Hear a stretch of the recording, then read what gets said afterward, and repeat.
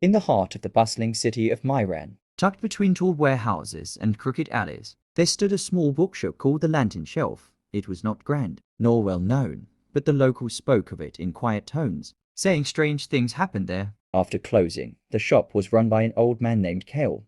His hair was silver, his hands marked with ink stains, and though he spoke little, he always seemed to know exactly which book a visitor needed, sometimes before they even asked. A fisherman seeking rest would leave with an atlas of distant seas. A grieving widow once walked out with a slim journal, empty save for its first page, which read only, "Write what you cannot say aloud." One rainy evening, a girl named Lyra stumbled in. She had been wandering the streets, clutching a letter she hadn't dared open, the waxed seal still unbroken. Her coat was soaked, her shoes heavy with water. Cale looked up from the counter, studied her for a moment, and without a word reached behind a shelf. He pulled out a book bound in deep green leather and slid it across to her. "This isn't what I came for," Lyra protested weakly. "Perhaps not," Cale said, "but it's what you need." She hesitated but took it the moment her fingers touched the cover. She felt a faint warmth, as though the book itself had been waiting for her. She opened it right there in the shop, and her breath caught the first page bore her own handwriting. Words she had never written. "Do not open the letter until the river turns silver." Her hands shook.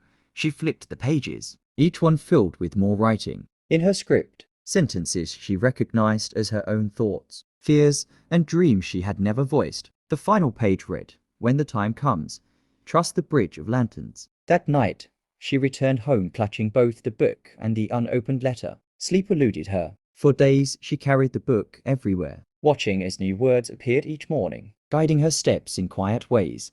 "Take the left street today. Wait before answering him. Listen, even if it hurts." Weeks passed, and one evening, after a festival, she stood by the river that cut through Myran. Lanterns floated downstream, hundreds of them, glowing softly against the dark water. She gasped. The reflection shimmered so brightly it looked as if the river itself had turned silver. Heart pounding, she tore open the letter. Inside was a single line. In her late mother's hand, "You will never be lost as long as you keep reading." Lyra wept by the lantern-lit river, the book pressed to her chest. She did not know if it was magic or memory, grief or fate, but she knew then that the Lantern Shelf was no ordinary shop. And when she returned to thank Cale the next morning, the shop was gone, replaced by an empty alley where the bricks bore. No sign a door had ever been, yet the book remained with her, and sometimes when she opened it, she swore she could still smell ink and old wood, and hear the soft creak of Cale's chair behind the counter.